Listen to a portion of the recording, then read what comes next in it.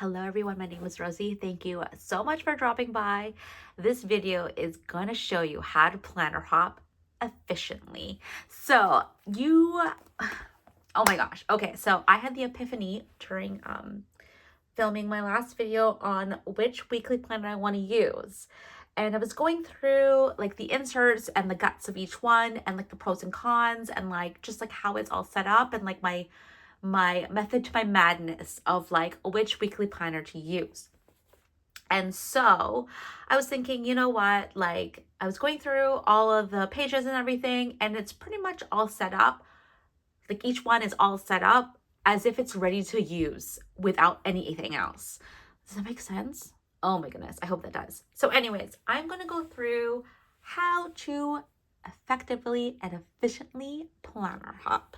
So what I have in front of you are for the planners that I can't figure out which one I want to use. I have the Hobonichi Weeks, the Moleskine weekly pocket, a pocket rings, and a personal rings all set up as if I am ready to use it in 2024. And so the first thing that you want to do is just come to the terms that you are going to planner hop, that you will not stick in one planner. It's not feasible, it's not doable. You just don't do those sort of things. So just accept it and take it. I know that sounds ridiculous, but don't fight it. I have ADHD and I need movement. I can't stick to one thing for a long time, but that doesn't mean that my planning and my life has to suffer. I suffer from anxiety, so I don't want to forget things. By no means do I want anyone to feel like it's okay to forget about things. How I'm trying to phrase this is how to use multiple planners and planner hop. And so these are the four that I will be planning on using for 2024 that I just really can't decide on. So number one, yeah, accept it. Number two, sync all of your planners for the high level things. So it's funny because I'm not big on monthly planning because my brain doesn't work that way. I'm more of a weekly planner.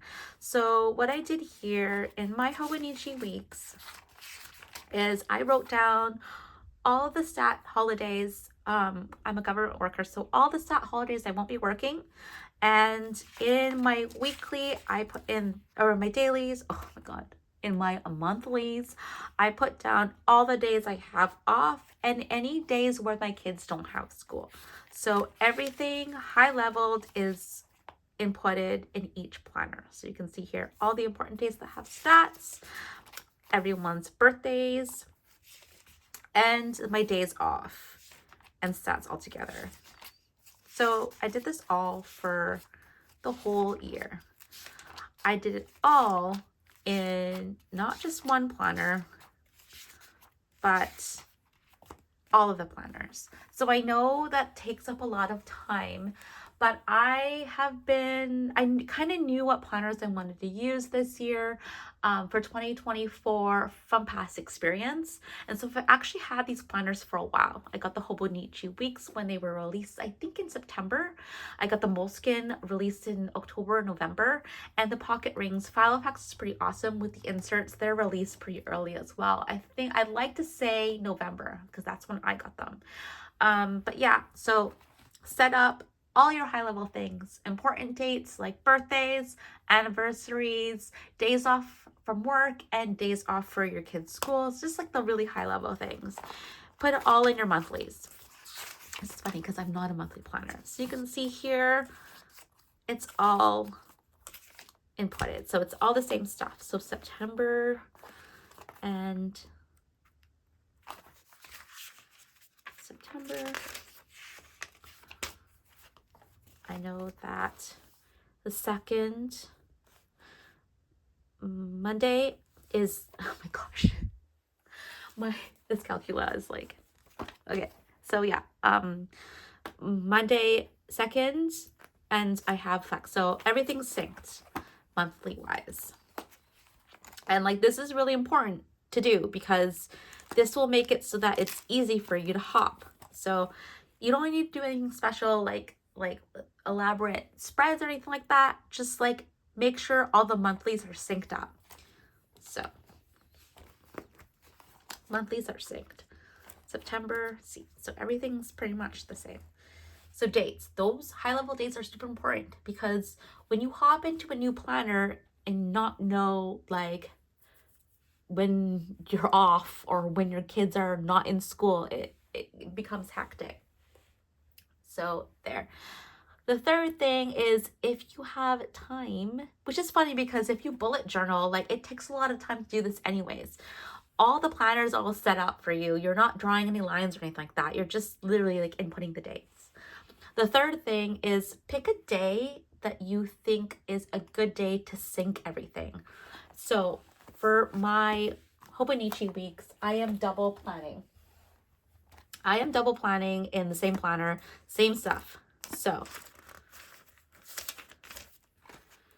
here is the 18th, that's last week. And okay, it's here. So I typically pick like, I don't really pick a day. Honestly, I know like if I am feeling it, I'll like pull them together and see and sync them all up. Pick a day even, like Thursday. Fine. Yeah, Thursday. Or Friday. Typically it's Thursday for me where I sync everything and everything like is together. So I have my days off, which are Saturday and Sunday, my husband's schedule, my like high level events for kids, and then my work schedule, which is not on here. I did not sync that, but whatever, it's fine. It's not fine, but already I'm failing planner hopping. But the high level things are in here. So that's really important. Pick a day to sync your weeks. The weeks are kind of hard because I actually, you know what? For the weeks, I sectioned off the days I have off in my weeks as well, and high level stat holidays. So if you go through, I kind of used, I think I Mildliner for the weeks and section off the days I have Fridays. I didn't do it all the way. I think I saw I didn't have time. So I have it all there. And then in here, I have it as well. So I have all of my flex days, which is like every other Friday off. So pick a day, or you can even like do it now. Sync up your weeks for the days that you have off and write down when your kids are off. Just everything that's in your monthlies, put it in your weeklies. It's hard because if you're a deco type of planner, your deco might not match for the gray, like the colors that you picked, but typically gray is used in most planners. So in my Hobonichi weeks, the gray is not, because the grids and the dates are not like that bold of a black. They can kind of pass for gray. Even the writing is kind of like a gray color. Like gray is a safe color to use. So even here in the weeks here, Filofax uses a gray gray color when it blocks out the week. Even these minimal ones, again, the gray it helps. So these are the minimal planner inserts. Gray is a safe color to use. So sync up your weeks. Pick a day to sync up your weeks, or you could just put in your high level stuff in the actual weeks section of your planner itself. And last but not least, so that's number 3, sync up your weeks, is to have a general like little thing like this, like a card planner or something like super tiny, even like sticky notes that you can use, that you can place, that you can move around. A little planner or like a notebook, something like super small, that sync that you can move around, so that if you haven't touched your Hobonichi weeks in a long time, for example, this is in here, and you're like, okay, well, I want to use a personal rings now. Like, screw the Hobonichi weeks. I don't want to use it anymore. You can just literally take this, move it in here, and sync up your monthlies using this. So again, I synced up all the high level things in my monthly section. I'm not even a monthly planner, but when I do my weeklies, it does come in handy when I'm like trying to book off like time off, or trying to like plan my week to see if my kids are off that week. It's all in here. And this just moves around with me. I think there's a specific word for it. I think Lindsay Scribble has used it. It's like a collection, or she uses it to like migrate things over, like like habit trackers or something, like a notebook that she can, or a piece of paper. I think even Planning with Hallow has like something that she can use to like transfer over from planner to planner when they feel like planner hopping. I use this mini card size diary to move around. I typically use sticky notes that have like the days off essentially and like spring breaks.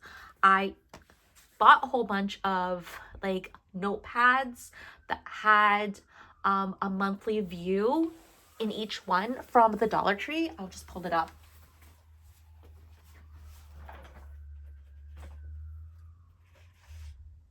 So these things that I will sync up as well, same calendar, I'll just like circle in gray the days that I have off or any like important high level things and use that. But yeah, that's how I planner hop. Make sure all your monthlies and important dates are in. What else? Yeah, monthlies are all in, yearlies are all in, important dates are all in, anniversaries are all in. Make sure you spend the time to sync your planners, and it really helps to have something that's migratory that you can move from planner to planner that you can reference to efficiently planner hop. I think the first one was just to accept the plan, like accept that you're gonna planner hop. It's not really that important, but don't fight it. It's important not to fight it. But yeah, I hope that helped. If you have any other questions or comments that are nice, I know I'm gonna have a lot of judgment. Oh my gosh, you planner hop, blah blah blah. Feel free to put that down below.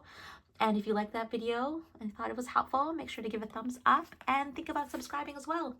Until next time, you guys, take care. Bye.